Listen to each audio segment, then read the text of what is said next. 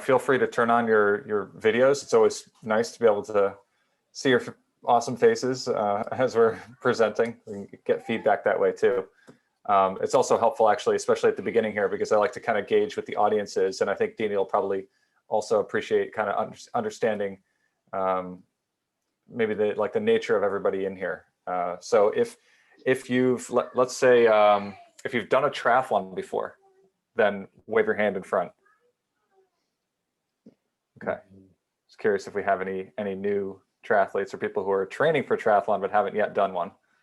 Looks like maybe we have one or two, but most people are experienced. Have you? Let's say do you predominantly call yourself or consider yourself a short course, like a sprint or an Olympic distance triathlete, or predominantly consider yourself to be a long course? That's going to be the two questions I ask. So short course, wave your hand in front if you're predominantly consider yourself to be short course, and now predominantly long course. Cool, looks like a little bit more long course than short course, at least from those that I can see. So excellent. Well, just a quick introduction of myself. I'm Matt Bach. I'm the director of UCAN's endurance business. I'm a triathlete myself. I started out a runner, became a triathlete. You'll probably end up hearing a little bit of my story during Dina's presentation as well. I'll share a little bit about it. I like stories. But before that, I just want to lay down a little bit of context here. Dina and I are here, especially Dina, because she's a registered sports dietitian. She's brilliant.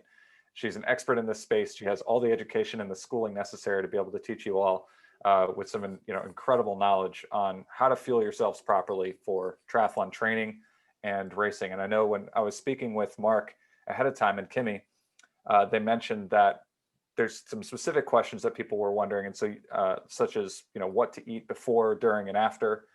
Some ideas on that, and how much and the timing of that. Maybe some examples of what you might do for certain training sessions and races, and maybe some of your daily life. So Dina's going to be touching on all of that, and I may help it along the way, but mainly it's going to be Dina presenting all of her knowledge. So without further ado, I want to present to you Dina Griffin. She's an amazing ultra athlete herself, triathlete herself. How many Ironman events? You've done several Ironman events, I think, right, Dina? No, Matt, I've only done one. Yeah. Just one. Okay. But you've done how many ultra events? Like you've done a lot of ultra marathoning and things like that too. Yeah, I'm not one to count those things. I know I'm one of the weird, like I don't keep track of all that. Which was the Ironman that you did? It was Coeur d'Alene back in 2013 before they changed the course and then got rid of the race and then brought it back. So a few years ago. Yeah, so a remarkable athlete herself, and very, very knowledgeable in the nutrition space. So I'm going to kick it over to you, Dina. And okay. We have a relatively small group. I think, Dina, if it's okay with you, we'll allow people to kind of chime in during the presentation if they have something that they have a question for. For sure. And, and I was going to share some slides with you all, but I'm happy to change, course throughout our time together in terms of if there's a hot topic or something you want to delve into more. And I just wanted to say before I share my screen, honestly, we could talk about nutrition and sport nutrition and things for days on end, as I'm sure you are aware. So there's a lot that I love to share with you. But I definitely want to hear from all of you, and I'll let Matt kind of collect the questions or at least let me know when to stop gabbing, because I can get on a topic and keep going. You're a wealth of knowledge, but you do have the slides. I think the slides will be great. People can ask questions in the chat, and like Dina said, I'll kind of filter through some of those and we can address those as we go. Sounds good. Over to you, Dina. I'll try not to interject too much. No, I don't mind one bit here. So just a moment while I get my, okay, so hopefully you can see this. Okay. Yep. Yeah, okay, let's dive in. Real quick though, I was on Canva looking at these pictures, like triathlon pictures. What are some recent ones? And I was blown away that I found one with the spectators wearing masks, because I know we didn't have all that many races. And I didn't really figure out which race this was, but anyhow, I was like, ooh, I got to put this one in appropriate to our times. Anyway, as Matt mentioned, I'm a sport dietitian. I'm actually in Colorado, but I work with athletes worldwide, nationwide, and my focus is sports nutrition. But with sports nutrition, it helps to be a registered dietitian to understand the science and physiology and biochemistry and a lot of that stuff. But I do focus on the endurance athlete population, and a few of my passion areas are the longer distance events, working also with women, female athletes, and the aging athlete population. Um, so that's just a little bit about me, and certainly feel free to ping me. My company is Nutrition Mechanics, so you can find me on the web there, and I'll share my info as we get towards the end. So, a lot of times when I'm engaging in conversation with athletes, it's so interesting to hear the viewpoints and the belief systems, that it's very training centered. Even when we're talking about nutrition, a lot of these comments that come out, that, it's the workout and the training that makes me stronger. And it's that in and of itself. And it's the kind of training, the amount of training we do that changes our bodies. And we train so we can eat a lot of good food. But through the time together, I want to work through a couple of these or beliefs or statements. And maybe if you have some of this in your mind, just give you a different perspective. So I know when I saw some of the questions or let's talk about how much for fueling around workouts or for workouts, the what and the how much and the when to eat around training sessions. And like I just talked about, a lot of athletes, that is a very important goal, is to understand training nutrition and all the nuances around that. But I think it would be a disservice for me to just dump right into that conversation with you. And maybe that's part of my, professional approach, is that I want to back up. As athletes, we definitely want to be strong and fit and fast, but we also need to be healthy. And so I'm kind of a stickler about, like, okay, we'll get to all that training, nutrition, sport nutrition stuff, but I want to say a few words here about the daily nutrition, all the other hours in the day that we have, aside from sleeping hours, all of the other days that we have to eat and make choices around food. So it's kind of interesting to think about and really look at the many areas of our lives day to day that and over the course of time that are affected by our daily nutrition. And this is literally just a snapshot of a few things where how we eat day to day affects the way in which we live day to day. So injury, it might happen during a training session, yet how we've been fueling over the course of time can maybe make that injury come on sooner than we had maybe expected or unexpectedly. As you all can appreciate, our nutrition affects our energy levels, and we'll be talking about that. But weight management, certainly.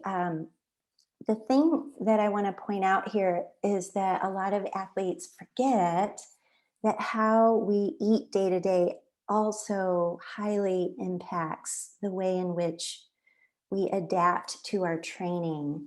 So, all of the training that we get from our coaches, all that programming that's put in place, you can nail all of your workouts, but if your daily nutrition isn't optimized, then you may not be adapting to that training as well as we want. That comes with recovery, but also preparing for the training and then all the other hours in the day. So I'm just trying to kind of turn the light bulb on here and give a little shout out for thinking about our daily nutrition. And this leads me to this concept of metabolic efficiency training. So I want to spend a few minutes just talking about it. So, what is this thing? It's not a diet. So, I'm not here to pitch any particular, fad diet or anything. It's more of a framework for how we can arrange our daily nutrition and structure what's in our meals. It pairs really well with the periodization aspect nutritionally. So, our coaches design training programs and periodize them to achieve certain results. And that could be working on technique, speed, power, building a base. I mean, there's a lot of reasons to structure a training program as they are. And the nutrition needs to go with that and really support what it is we're trying to do physically. So, this metabolic efficiency training concept is to work with the kind of training we're doing, but also to affect all of us as individuals. What are your health goals?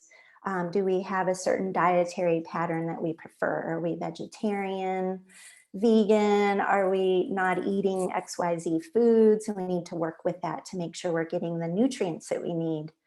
Um, so, all of that to say that this MET approach is not a diet, it's nothing fad like. It's really specific to athletes, although it works for non athletic individuals as well. But part of the benefit or set of benefits for athletes is the way in which this concept works and how it's implemented. Um, it can change the way our bodies use preferentially their fuel sources. So if we're all kind of mellow right at the moment, sitting or just standing, not working out right at the moment, although I think I saw someone walking when we were first starting. But all of us should be using fat as a fuel source predominantly at rest. That's not to say exclusively, but predominantly. The other fuel source that our bodies have that is used, especially during exercise or movement, is carbohydrates. So I'm sure you all have heard, we burn fat or we burn carbohydrate. A lot of the times we're burning both, it's just different ratios of the two.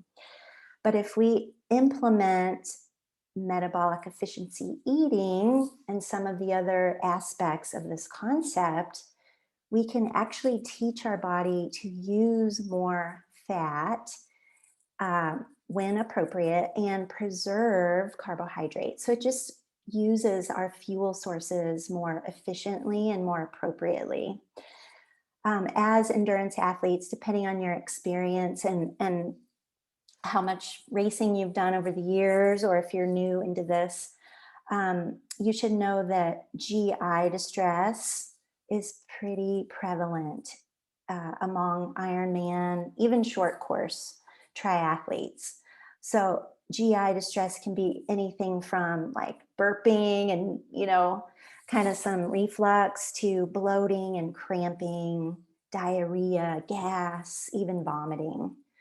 If you look at some of the research, the prevalence of GI distress in endurance athletes is really high, and it's one of the main reasons for not finishing races. So, as a sport dietitian, I never want that to happen. So, it's one of my targets when working with athletes who have this history or who are new into triathlon is like, we don't want to go there. So we want to maximize everything we can to avoid GI distress.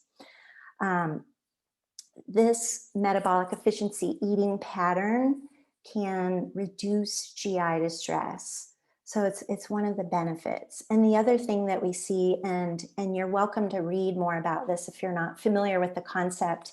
The book by Bob Seebahar, who's the founder of this concept, talks much more in depth about the health benefits as well. But everything from, lipid panels showing improvements to other markers of health that we commonly use. So let me show you a little bit more what this looks like and why I'm bringing it up before we get into some sport nutrition, training nutrition. As I mentioned, our bodies can burn fat and burn carbohydrate. A lot of that's happening at the same time, but at rest and lower intensities, we should be burning more fat calories. One of the notable differences between these two fuel sources that all of our bodies have is the difference in the pool of energy. So if you see here on the slide, fat stores, the average athlete has, or the average person for that matter, around 80,000 calories of stored fat that we can mobilize for energy. Whereas if we think of glycogen in the muscle, little bit in the liver, teeny tiny bit in the blood, it's only 1,200 to 2,400 calories, depending on if we are smaller body, bigger body, female, male, and a few other variables. So during our training and racing, the traditional notion was, we burn through our carb stores, our glycogen stores right away, and we need to keep that fuel coming in because we're exhausting this very limited fuel source quickly. But now we know over the last couple decades, much more now, that we can actually teach the body to work off of that fat pool and tap into that energy source, even as intensity increases. So even if we get above an aerobic kind of threshold, we can still burn fat. So and I'll explain a little more of the benefit here, but just trying to get this notion when we say fat burning, it's just using that energy source at varying exercise intensities. It'll be different for all of us and look different. And so some metabolic testing shines the light on that. But how do you do all this? So we've talked a little bit about what and why and how is next. Like, how do we eat? What's this have to do with daily nutrition? So the silly little graph that you see there is a representation. I know Matt's seen this a few times. A representation of how our blood sugar levels vary depending on the foods that we choose to eat and the foods that we put together.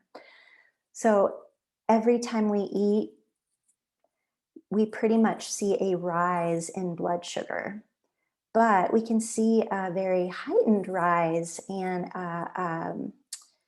that elevation in blood sugar can be different for all of us depending on our sensitivity to foods, and then again what it is we're eating. So thinking of burning more fat and preserving carbohydrate and putting foods together, how does all of this come together in this little bit of time that we have, just kind of giving you a flavor for what this thing is and what it can do. Again, not diety per se. It's really using, whole foods that we all eat, but putting them together in such a way that our blood sugar levels remain more steady throughout the day. And that whole notion has to do with the release of insulin, which is a hormone that's released from the pancreas to control blood sugar levels and keep them in this very tight range. The issue is if we have a lot of blood sugar excursions that are high multiple times throughout the day, all of those times that insulin is spiked is a time that we're turning down that window that we have to teach the body to use more fat as a fuel source. So even if we're sitting, we're just having our meals, it's a time that we can actually still work with this response. It's not like we want insulin to never be released, because that's physiologically impossible. But we're just trying to control the amount, the time that this hormone's release, and take advantage of what this hormone does for us in this whole context.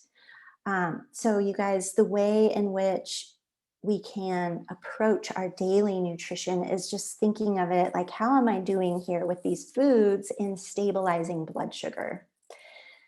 And a very basic principle or strategy is just this isn't low carb or no carb, but it is balancing. I'll use that word, even though it's kind of overused, but it's like pairing your carbohydrate foods with adequate protein to result in a more stable blood sugar and therefore insulin response. Again, just trying to help the body help the body learn how to use its fuel sources differently. So a strategy, and you may have heard this before if you're familiar with the concept, it's like one hand is your carbohydrate food, the other hand is protein food, and put that on your plate. Um, there's a picture of broccoli and salmon. I mean, that's not enough calories for some of us who are in peak, training weeks, got a lot of volume. We need more calories, so we can certainly adjust this. But I just wanted to give you a feel of a very basic protein hand and a protein carbohydrate, which is, a vegetable. We can play with these ratios of carb and protein to work or periodize the food with the kind of athlete you are and the kind of training you have. But we are still stabilizing blood sugar with these kinds of models. So that plate that you see on the right has some quinoa, which is like a seed or a grain, to provide more carbohydrate. There's some, in case you wondered what that green, not the asparagus, but the other little plop on the plate is some avocado mashed on a piece of chicken. But what you're not seeing here is a big bowl of pasta with like one meatball.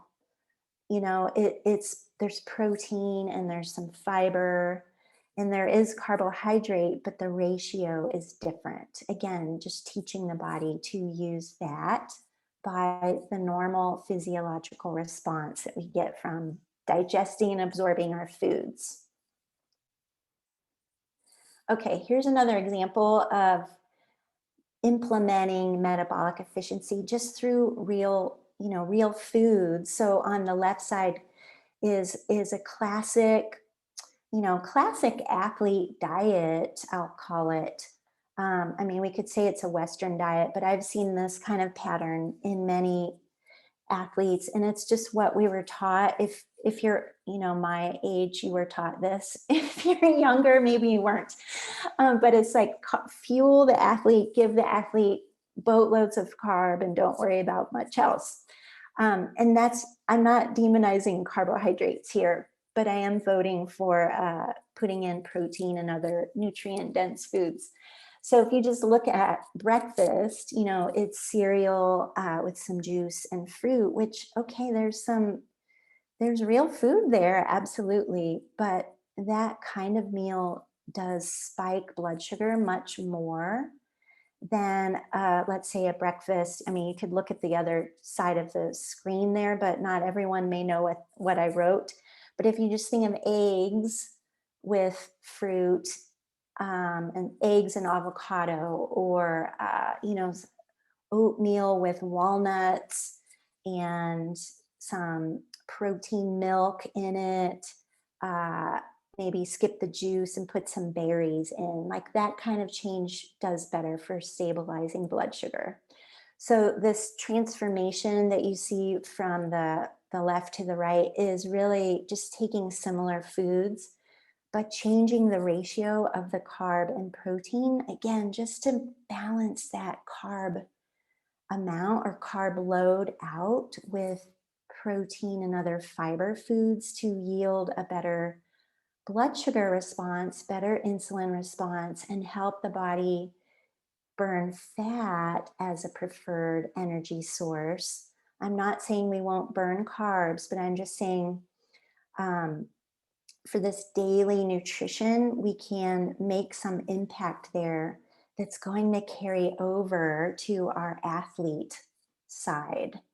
or if you remember the GI distress thing, this whole stabilizing blood sugar piece has many implications when we start talking about our training and how we fuel and how we might be more predisposed to GI distress if we can't handle the amount of carbohydrate that we're asking it to digest.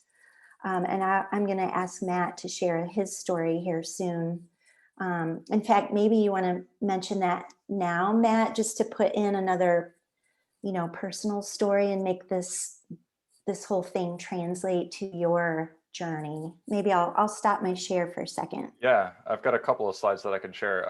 I mean, we've worked together for years now, but I can absolutely relate to a lot of what you talk about, because honestly, I'm really like a case study for how metabolic efficiency training and UCAN can be implemented really successfully to revolutionize a nutrition approach. And my nutrition was way off. I didn't know what I was doing. I was just following what everybody else around me was doing. And it was pretty disastrous. My first 4 Ironman events, I was having pretty severe GI distress. And the GI distress that I had at the end of the bike or early in the run, typically just as I was starting the run, was where it would really start to hit. The GI distress was bad enough for like my stomach. I was having stomach aches. I was nauseous. It was sugar overload. So I was looking at my 7th gel and I was just nauseated just looking at it. I couldn't do it. Or my 5th bottle of sugary sports drink. And you name it, I tried it. Pretty much all the sports nutrition like that was out there. And I was trying to target 300 calories an hour of these sugary fuels. And I was having so much trouble getting it all down. The first few went down just fine. But then it was towards, hour 5, 6, 7 into the race that it was then becoming a really big struggle. So the GI distress reared its ugly head. The energy levels started to fade because I stopped taking in nutrition and my performances were suffering.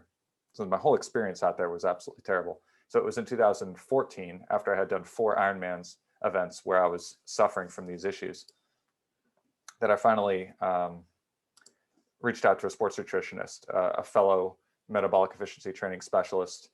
Her name is Nikki, and she was trained like Dina on this concept, this construct, this philosophy, and it appealed to me because it essentially promised to get rid of GI distress for me. And so I said, all right, like after trying to punch holes in it for 2 weeks, and I was really, really skeptical at first. I was literally just hitting Nikki with questions like crazy and trying to just beat it down. And I couldn't really beat it down. So I was like, finally like, all right, fine. Like I throw in the towel, I'm just going to do it. Right. Like I'm going to go wholeheartedly into this thing. Let's see if it works.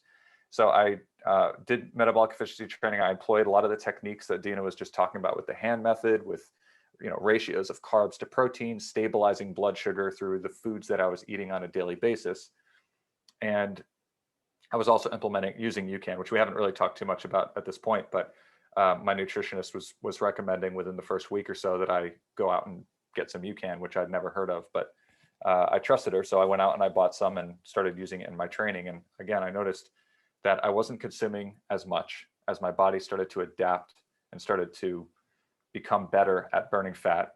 I noticed I wasn't having any of that GI distress in my long brick workouts, which would sometimes come to get me after 5, 6 hours out there. And I noticed I was looking forward to drinking the UCAN bottles. And so there were all good signs that the metabolic efficiency training approach and using UCAN was working.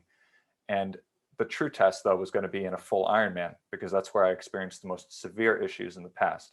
So I did Ironman Maryland in 2014, about 3.5 months after I started working with Nikki on metabolic efficiency training and using UCAN. And for the very first time in an Ironman, I had no GI distress at all. I had no bonking issues, no energy issues. I ended up consuming less than half of the calories that I had been consuming before. So in my first 4 Ironman events, I was targeting 300 calories an hour of sugar, which is what a lot of athletes recommend, or do. And a lot of the science that had been out there decades ago that is maybe a little bit stale, I think, at this point, was telling you, okay, you need 300 calories an hour of sugar. And so I was trying to do that, but I couldn't. Like I said, I had the GI distress. So I ended up only taking in about 230 calories an hour. And I was bonking, like I mentioned. So at Ironman Maryland, though, I had 94 calories an hour, under 100 calories an hour of UCAN. and I had some gels, some sugary gels as well, mixed in there towards the back end of the race. And I was blown away that I could have energy levels that were stable the entire way, and I could do it on under 100 calories an hour. It was so simple and so easy, and the confidence that I had in my nutrition approach from that point on was through the roof. So I went on to race the Ironman World Championship the next year, and I raced multiple 70.3s, marathons, Olympic distance races, and none of those races I had any GI distress from that point on. So I had essentially gone from really screwing up my nutrition, really having lots of flaws in my nutrition, to then revamping what I was doing, not in a massive way. I mean, I didn't have to make any massive changes in terms of my diet or what I was doing, but gradually shifted that over the course of a couple months and was able to really start nailing things. And my performance took it to a new level. And Ironman Maryland was that very first piece where it showed that it took it to the next level, because I had a huge breakthrough. I had no GI distress, like I mentioned. I was able to run 20 minutes faster off the bike than I ever had. Ended up running a 3 flat marathon off the bike and had a 51-minute PR that day. I went 8 hours and 51 minutes, and I ended up winning the whole race. So for me, this was like this mind-blowing moment. I never thought I'd have the shot, have the chance to break the tape at an Ironman race. And here I am, 51-minute PR, like breaking 9 hours. And it was this absolutely mind-blowing moment for me. I was wondering to myself, why isn't everyone using metabolic efficiency training? Why isn't everybody eating, according to this framework, this idea of blood sugar stabilization? And why is everybody not already using UCAN? I mean, between those two things, I completely rid myself of GI distress, which I've heard is as prevalent as something as high as 90% in Ironman races, because those longer distance races in particular, you're taking in a lot of calories, and many people are taking in lots of sugar, and they're having a lot of problems, like me. So it was completely mind-blowing for me. And here's another, I want to share another slide, which, like I mentioned, I'm really a case study for the success that metabolic efficiency training can show. And Dina was mentioning how you can shift your body's ability to burn fat. So here's another slide. This is a slide from a metabolic efficiency test that I did, actually 2 tests that I did. That's why there's 2 sets of lines here. So I'm going to explain what you're seeing right here. This sort of these dimmer lines, the orange one here that I'm kind of tracing, and then this gray line here, that's from the first test that I did. This is on a treadmill. You're hooked up with a mask for this metabolic efficiency training or metabolic efficiency test, and you run at various paces. Well, one of the protocols here, the one that I did, was where you ramp up the pace. And the purpose of it is to find your crossover point and to find at each given pace, what percentage of fat are you burning and what percentage of carbohydrate are you burning. So as you can see at 11-minute pace here, 11:07 pace, I'm burning 63% carbohydrate and 63% fat and 37% carbohydrate. And you can see how the rate of fat oxidation is quite high. The majority of my fuel utilization is from fat at that lower intensity. As the intensity increases, you can see that the percentage fat decreases and the percentage of carbohydrate increases. And that's a natural tendency that tends to be the case in most people. And at some point, there's a crossover point. And as you could see, my crossover point was at 7:09 pace, where I was using 50-50, give or take, fat versus carbohydrate. Now, the thing that was interesting for me was, okay, my goal Ironman race pace is about 6:44. It's closer to this one. And I was burning 62-ish, was that 62% carbohydrate at that point and 38% fat, which meant that I was burning lots and lots of glycogen. And as Dina mentioned, you have a very limited capacity for glycogen in your body. And I was burning through those stores very rapidly. So I needed to consume lots of calories in order to replenish that and to stay energetic, right? To keep my blood sugar levels up. But the problem was that I would eat a whole bunch of it to try to keep up, and then I would have the GI distress. So I was really just running into issues on whether I took too much or too little. And after 5 weeks of metabolic efficiency modifications in my diet, I was able to move the lines to these darker lines that you see. So the top orange one here is my curve after 5 weeks. And you can see that this crossover point moved down to 6:23 pace. And you can see that at 6:44 pace, goal Ironman marathon pace, my fat percentage was now at 60% or 62% burning fat at that pace versus 40% carbohydrate. So I'd actually flipped. Instead of burning 40% carbohydrate or fat and 60% carbohydrate, I was actually burning 60% fat at that pace. So I was preserving a whole ton of calories at that pace that I was going to be holding for many hours on end. And so I was able to preserve lots of my glycogen stores and consume fewer calories, along with the fact that I was using UCAN allowed me to take even fewer calories. So between the two of those, I was able to completely put a nail in the coffin on GI distress and just break open a whole new level of potential that I didn't know I had at the time.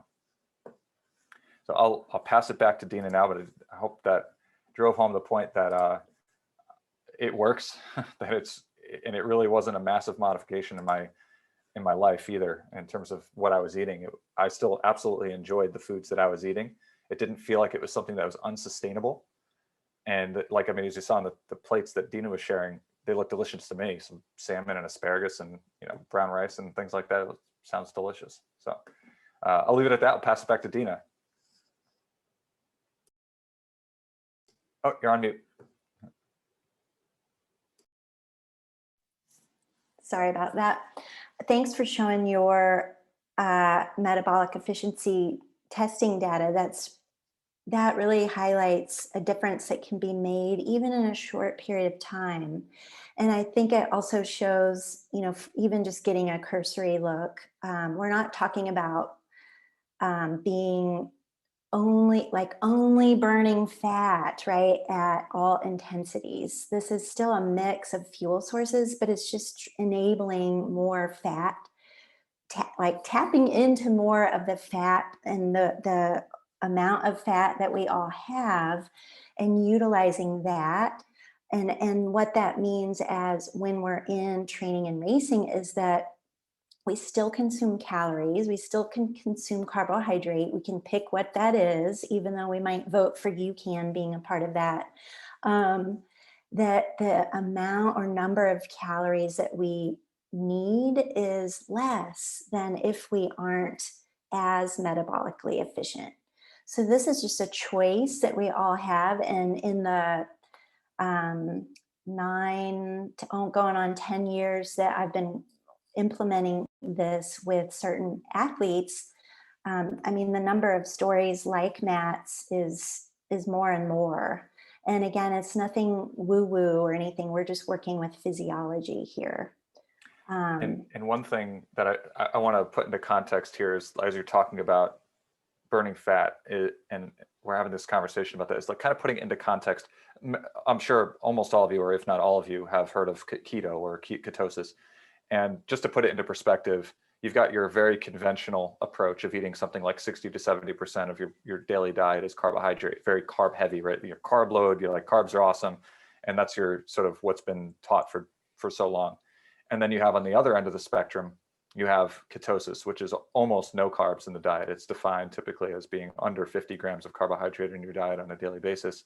So there's almost no carbohydrates there at all. Now, ketosis does an excellent job of teaching your body to burn fat, but there are some potential drawbacks from it. And I mean, everybody's different. So ketosis may certainly be the right approach for you.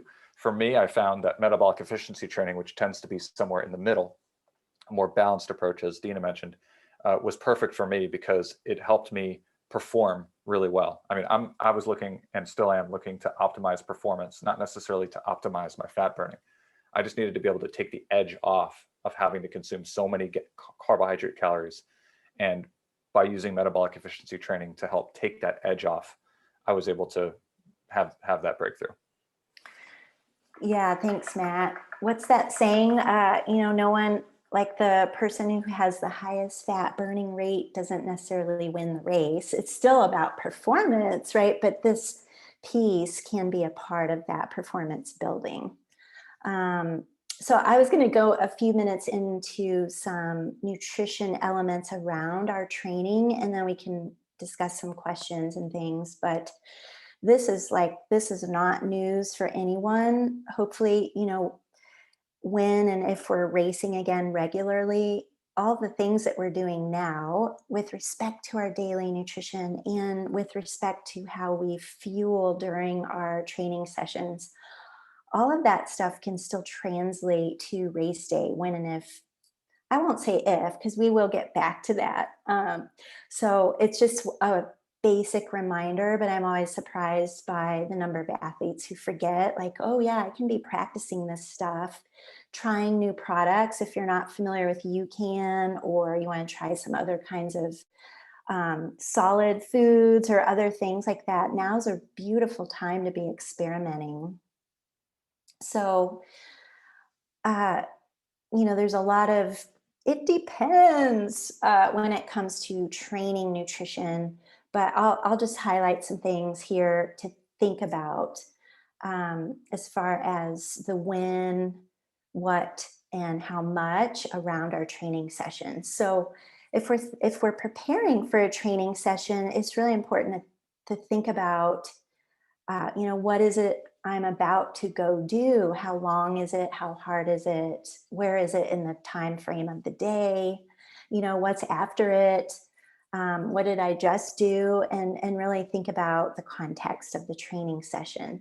So as far as eating and drinking before a training session, there's not a magic, 42 minutes before you head out. It's really variable and depends on our own gut tolerance. It depends what we're uh, having to eat, what it is we're going to do intensity wise. But generally that 30 minutes, upwards of a couple hours, is a good time frame for some fuel to come into the body. As far as what that fueling is, I mean, we have a zillion options, but I will say I'm going to vote for holding, withdrawing, stopping. If you are currently doing energy gels before workouts, I would vote to skip that and try some other mixed calorie sources. Um, the reason I say that is, if you just think of the classic energy gel, um, it is simple sugar. There's a time and a place for that, absolutely. But before a workout is not ideal, especially if we're in a base training season, base building. We want to keep teaching the body to use fat as an energy source. So if we put simple sugars in before we even begin our training, we are turning down that ability to use fat as an energy source, even if we're about to go do some hard work.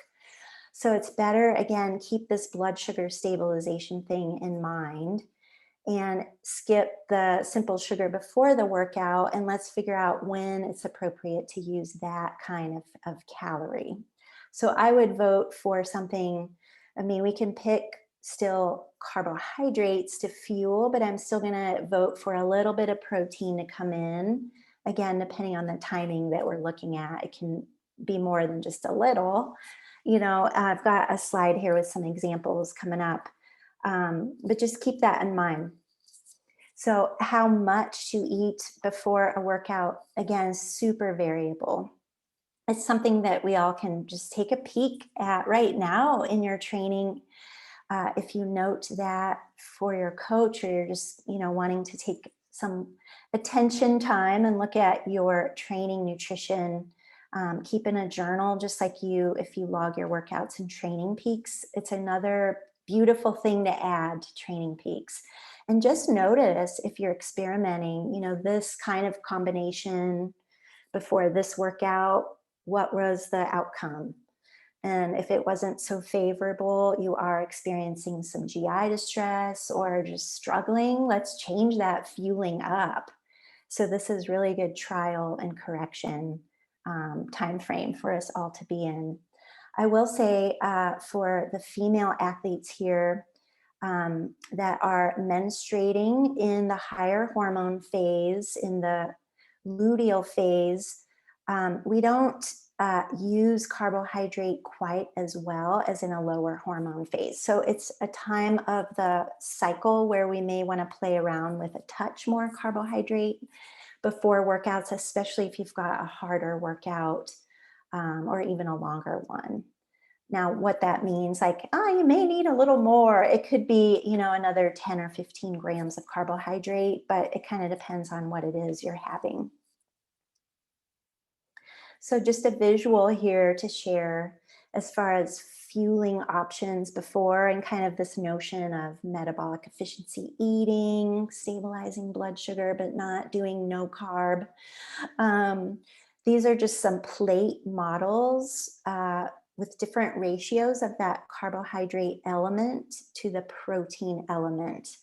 And I didn't give amounts because I just wanted to give you a feel that, these are a number of, chewable foods. There's some liquid foods. There's some UCAN options, but all of these have some protein in it. You can adjust the amount based on your needs. And because I don't know, all of you or any of you that well, it's just to give you some ideas to play around with. And we have so many options. I mean, it's one of my favorite things is to work with an athlete and figure out the perfect pre-workout fueling combination. So Matt will talk a little bit about the UCAN here coming up, but I'll Yeah, just and Dina, yeah. we're at 9, or well, my time. I'm East Coast, so 9:49 Okay. right now. I Okay. think we want to try to wrap it up within the next few minutes so that we Got can it. address questions that people have. Perfect. So we can both be really succinct on whatever we have left here. Got it. So as far as during any training sessions, again, it's thinking about what it is you're doing. Obviously, we're not eating during swimming. Most of us aren't. So just really thinking about what can you tolerate well on the bike versus running. Definitely on the bike, we can play around more with whole foods or use UCAN. You can use UCAN on the run as well, but the bike has a little bit more flexibility just due to the fact that we don't have as much jostling of the body. Um, I'm not talking much about hydration tonight, but that's an important thing. So I just want to mention, don't forget about your hydration. So the more metabolically efficient you are, we do find, just as in Matt's example, we can go from trying to feed 350 calories an hour and bring that down because we are able to preserve that glycogen store or stores more easily. So that just translates to, here again, this training nutrition piece or race nutrition. So the range you see here is huge, but I do see that those who do this style and this concept can get down to, less than 250 calories, but it will depend on all of our abilities and the level of athlete that we are. And just a word for, post workout. I'll just make a couple notes here. Women do need protein more quickly than men. Of course, it depends on the session that we just did. So if it's a shorter, more aerobic session, we don't have to force a whole bunch of protein, whole bunch of food. But there is a difference here among female versus male in terms of the protein and the muscle protein synthesis and that whole mechanism and pathway. So I'm happy to chat about that if we want. But I would say protein is a priority. We can still work to stabilize blood sugar. This is a beautiful thing with the choices that we have, especially if we haven't depleted our glycogen stores, then we don't have to feed a whole bunch of carbohydrate. So I know I'm zipping through this last few slides here, but I just wanted to make the point that, and I know I'm biased, but our nutrition and how we eat, we don't have to be obsessed and anything diety or fad like, but our nutrition definitely is the facilitator and enabler. Just like with our training, we need the two together. So it's just a vote and a little pitch here for giving a fresh eye to your nutrition. If you are pursuing body composition changes, I didn't talk about this, but I would just say that, let's fuel for our workouts and get the very most out of those sessions, and then look at the rest of the day to see where we can make some adjustments. So we don't want to diet around our workouts. We want to get the most out of them. And therefore, we can eat and help our training come to fruition and develop our stronger and fitter selves throughout all of this. So I think here's my email, or if you're on Instagram and you want to hit me up there, but you can shoot me a line. Otherwise, Matt, let's take some questions and talk a little bit more about all of this good stuff. We've got a number of great questions. Before we hit the questions, I've mentioned UCAN, Dina's mentioned UCAN on a few different occasions. I realize that some people might not even know what it is. So just a quick bit. I mean, UCAN, what makes it so different from the other sports nutrition that's out there, or nutrition that's out there, is that it has a carbohydrate in it that's completely different from typical sports nutrition. So typical sports nutrition has simple sugars and or maltodextrin in it, all of which will elicit a blood sugar spike and subsequent crash if you don't continually redose. So Superstarch gives energy over a long period of time that's extraordinarily easy on the stomach. It aligns, as you can tell, very well with metabolic efficiency training and this framework around how to properly eat to fuel the body for perfect, great recovery and for great steady energy levels. So I started using UCAN because it paired so well with metabolic efficiency training, and my nutritionist recommended that I try it. So if we are, UCAN is a sponsor of Golden Gate Tri Club, which I think you guys are probably all aware. And now we're going to take some questions. Actually, here, I'm typing in a link here. This link is a landing page specifically designed for Golden Gate Tri Club. It also has on the landing page the discount code or the discount link or code. I think it might have both on there for Golden Gate Tri Club, and it's for 15% off anytime. So if people do want to order, they can order through that. So let's take some questions, and I think Dina, I'm going to toss them right over to you because I think you'll answer all these better than I could. So we got a question from Caesar. How do you adapt a metabolic efficiency diet to a vegan diet? What is the role of fiber in this diet and how it affects insulin levels? Sounds like two separate questions. Yeah, that's a great question. So with vegan style of eating, we really just want to identify all of the proteins that we do have as options. So if it's legumes and seeds, and maybe there's some soy in there or pea protein, just I like to get a list of all the proteins in one's stash for the vegan followers, and then make sure that it does compose or comprise a good amount of the main meals. And then that vegetable roll with vegan style or any kind of dietary pattern that includes higher fiber, that works for our favor, actually, for our main meals, not during bike and run so much. We don't need it there. But that extra fiber from this pattern, Caesar, is very helpful in stabilizing blood sugar.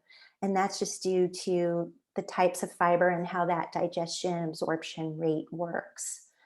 So it supports that notion of stabilizing blood sugar. We just want to make sure there's enough calories, there's enough protein, basically. I hope that helped. Yeah, thank you. I know there's a lot of vegans in the audience tonight, so or people that are thinking about it. So that was mainly why I asked that question. Okay. I know it can be hard to find those protein sources on the in vegan diet, at least on their own, like just pure protein, like in the other diet.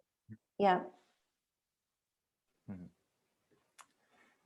Okay, we've got a question from Rob, and it is, can fruit in the morning like a banana spike your blood sugar? Yes, and we're not demonizing fruit by any means, but it definitely by itself does elicit more of a blood sugar response than if we were to pair it with peanut butter or almond butter or boiled egg, or you pick the protein, piece of cheese if you eat that. So I would vote for it. Like if you are a banana before a workout kind of person, can you put a little bit of almond butter with it? Or, just find a few spoons of yogurt or something like that. One thing I learned too is that certain fruits typically will elicit a smaller blood sugar response. I think berries typically are a smaller blood sugar response for people. Is that right, Dina? Versus Yeah, something like yeah. pineapple or banana, which are very high in sugar. There definitely is a difference. But, it's just looking at to how much we're having so that we're not like, oh no, now we can't have bananas or pineapple. It's not that so much, but it is maybe the amount that we could look at. Another question here, and actually let's try something different. Kimmy, if you don't mind, you can ask your own question instead of me pitching it. That way we get to hear other people's voices. Nice. Well, I'm one of the vegans that Caesar was mentioning, so I was just curious. We're trying to figure out, I mean, half of a plate of protein is a lot of protein. And so we're just trying to figure out what other things besides, because we eat a lot of tofu. So what other things do you recommend? Yeah, I mean, tofu is great. And I know the visual is kind of shocking too, like kind of depends on the size of the plate, like how much would that be? But even a whole hand of tofu, or if you put some cashews or other nuts with the tofu or some other beans, um, you know, that's kind of the model, but we can still put in some of the whole grains to give us some extra protein. So it's kind of like, if we are working with a vegan pattern, truly, making a list of all the proteins that we have in that you like, Kimmy, or anyone else, and then trying to work and see like, well, how much would that really be? And oftentimes it might be a touch more for some of your meals, but it's not like, quadruple the amount. So yeah, I know it does go back to a lot of tofu, edamame, tempeh, all the kinds of, beans, and trying to work with those. And then making sure there's some other kinds of grains that give you some protein. Farro is one, quinoa, some of those. I had another question along those lines. So I like, it's hard for me to stick to strict diets, I guess, except for being vegan so far. But how strict do you need to be to the metabolic efficiency diet in order to see performance benefits? Matt, do you want to talk from your experience? Definitely, yeah. Actually, if you don't mind, I just drew the winners. I'll announce the winners so that way if anybody can't stick around for all the questions, because we said this would be an hour, then we'll stick around to take more questions as people have them, but I want to make sure that we do pull the winners. So first one is Stephanie Joe Peterson, first winner of the $30 UCAN gift card. Just put it in the chat just to make sure everybody knows it there. And then the second winner is, I think it's Leah. I don't know how to pronounce it. Is it Leah or Leah? Leah?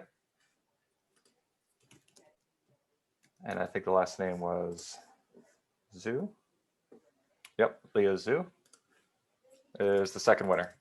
Okay, cool. So I'm gonna email both of you right after this with your $30 gift card. It's a code that you'll use on our site that you can use at UCAN.co. So congratulations. And to take your question, Kimmy, from my perspective, I did not find it to be very difficult to shift to a metabolic efficiency lifestyle. I found one other thing that, how I was describing keto or like a keto diet before, is that it's really difficult to sustain because there's so many things that are just completely stripped out of your diet. With something like metabolic efficiency training, nothing is actually stripped out completely of the diet. There's room for, I don't know, Dina, do you also call them misses? I call them extras. Yeah, but yeah.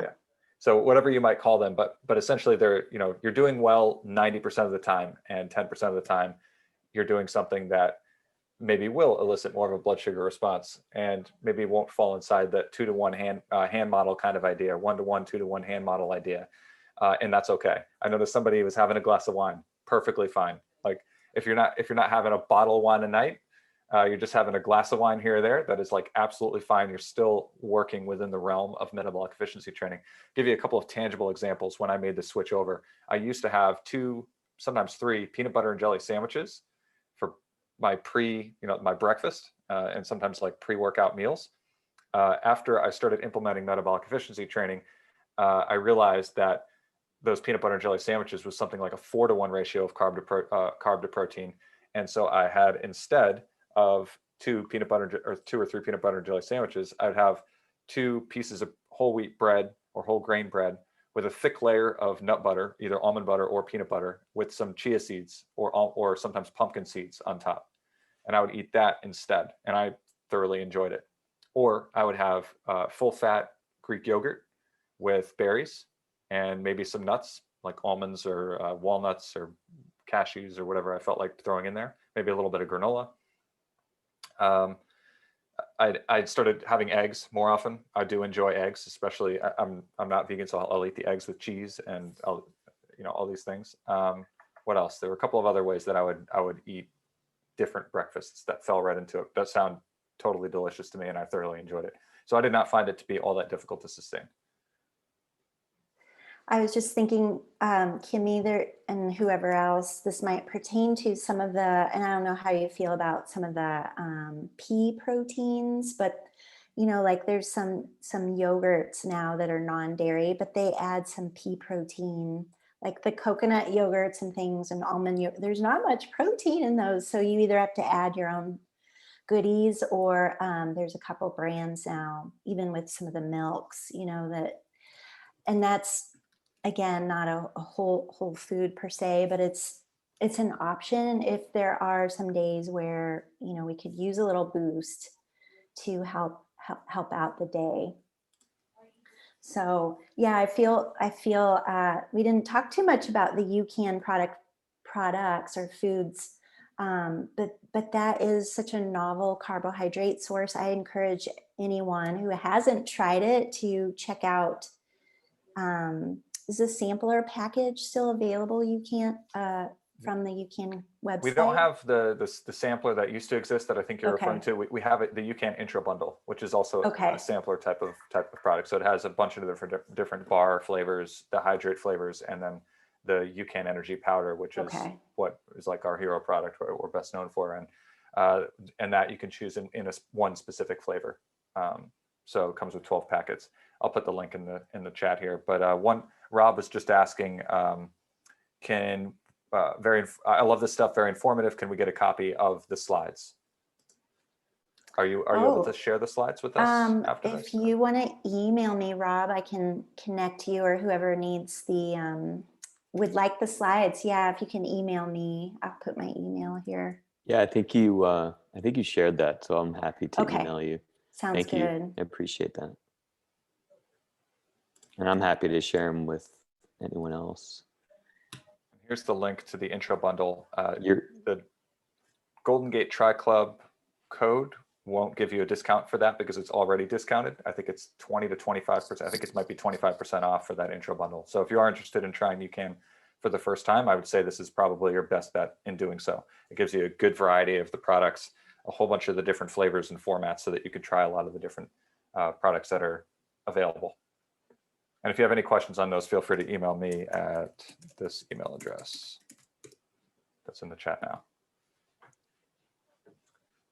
Any other questions before we wrap things up?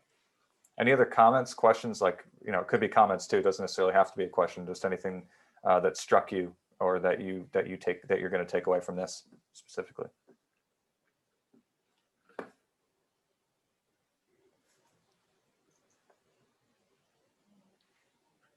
Cool. Thank you, Dina. Thank you. I know that there was a lot to throw out there. So sorry if it seemed a little rushed here, but I wanted to make sure we talked about both aspects, particularly the daily nutrition piece, since it plays such a role in our athlete selves. I actually had one quick question. You talked about the mix between carbs and protein, but what about like fats? How does that play in? And I know like for myself, if I don't have a decent amount of fat in my meal, I'm like, I feel empty still. For So sure. like, how do we balance that in? That's great. Yeah. I didn't bring it up.